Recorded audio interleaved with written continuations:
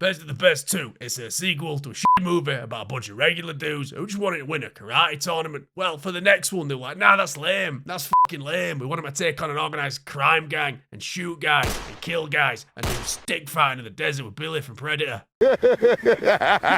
We start the film at a nightclub called the Stock Exchange because they didn't care about subtlety back then. Anyway, the helipad entrance comes out directly where the stage is with all strippers on it. And the guy from The Thing heads down to his Coliseum with a big sign saying Coliseum over it, because how else you gonna know this movie's not very good? And of course, all the rich 80s people inside just love putting on tuxedos and getting pissed up to some murders. Yeah! Anyway, the first fight is up, and it's this oily guy versus the fat cowboy from the first film, who's in slightly worse shape than he was before. And before they fight, the announcer is like, there is only one rule.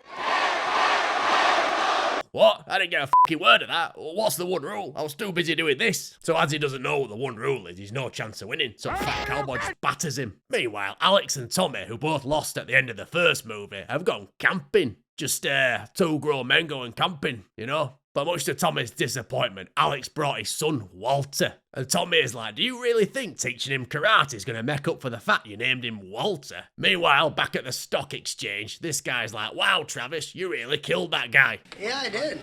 No, I mean, you really killed him and now he's dead and his body's in a dustbin somewhere. Yeah, I did. Anyway, Walter's doing his exam to get his black belt and he's the only 10-year-old that can't break through concrete. Anyway, afterwards they take the team out for dinner and Alex is like, I just want to say a few words about my son, Wilfred. We have 5-year-olds that can pass that test. Next day, Tommy goes round to Alex's house and he dunks on Walter, then lets himself in and starts stirring his sauce and complimenting his haircut and outfit. Perfectly normal behaviour for two tough dudes that just love to hang out. Anyway, Alex serves Walter some red slop with no meat in it, and Alex is like, right, I've sorted your babysitter for tonight, because me and Tommy are off out. Where you going? You know, just out, you know, get into some stuff. Can I come? No! I mean, no, you wouldn't like it. Well, the babysitter's sick. Well, I'll ask my friend, a fat cowboy, to look after you, without checking if he's got plans first. And he shows up and fat cowboy's like, nah, I can't babysit you, mate. I've got me illegal fight club tonight. And people die at this thing, like, all the time. I did a guy last week, and it was like someone had thrown a plate of lasagna against the wall. Oh, can I come? I don't see why not.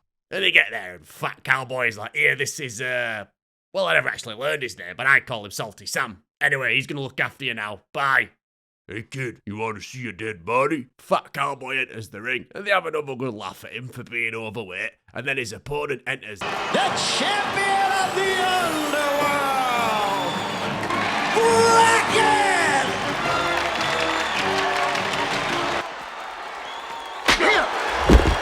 So yeah, fat cowboy's dead now, and Walter runs away, and he gets a lift off this guy. And in response to this, Alex and Tommy come tearing into the stock exchange. The bouncers didn't know what hit them.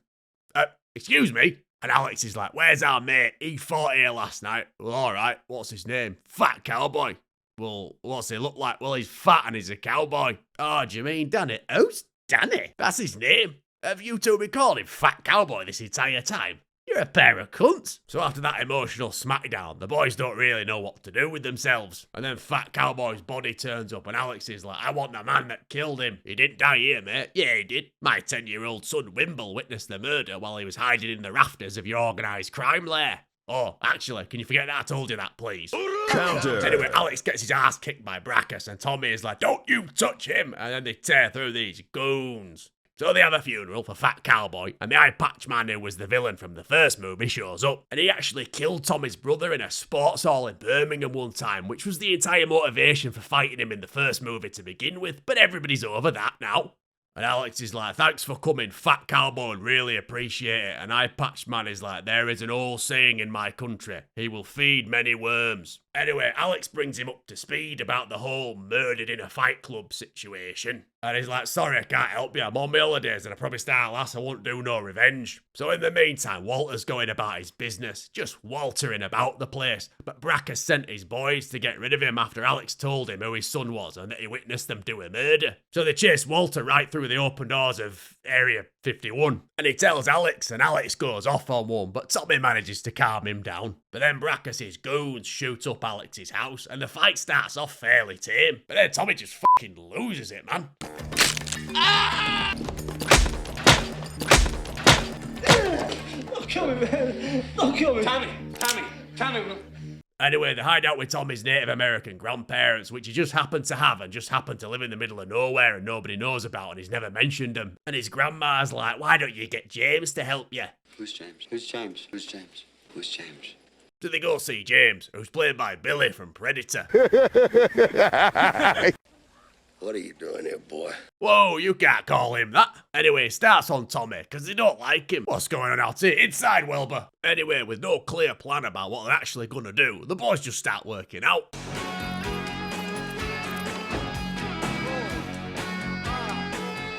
Dad, when are we going home? We've been here for 2 months and all you do is work out with Uncle Tommy all day and night. And Alex is like, I have to protect people from Brackus by killing him, like in a war. Anyway, Billy is like, listen, I've seen Brackus fight. What? When? Anyway, I know how to beat him. And he trains the boys to beat Brackus. All while Brackus does some training of his own. Anyway, they finish up the training, but these 80s goons with the 80s machine guns kidnap Tommy because Brackus wants revenge against Tommy for scratching his face. And they kill Billy as well.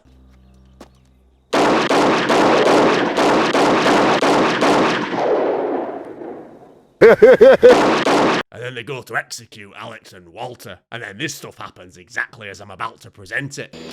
Don't you ever touch me! Hey, where's Gus? Acceptable loss! Like hell. Fry his ass! Oh, shit. Yeah, none of that's explained, but Alex is okay. Anyway, meanwhile, at Brackus' lair, you have scarred my face, Tommy Lee, and for that we will fight in the ring. Well, okay, let's fight right now. No, you gotta work your way up the ladder to fight him. That's the opposite of everything he just said. But don't worry, Alex is coming to save Tommy from the seedy murder club in a blaze of violence. So he brings his 10-year-old. So Tommy has to defeat all of Brackus' fighters before he gets to fight him, and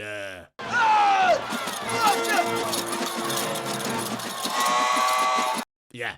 So he kicks the fuck out of more guys, and Brackus is like, according to the Colosseum rules that I made up, in just 4 short minutes you've earned the right to fight me. But, not now, tomorrow. So the next night, Tommy gets ready for his fight with Brackus, and Brackus is like, I've waited a long time for this, Tommy Lee. Meanwhile, Alex stabs some guy. And the fight's not really going well for Tommy.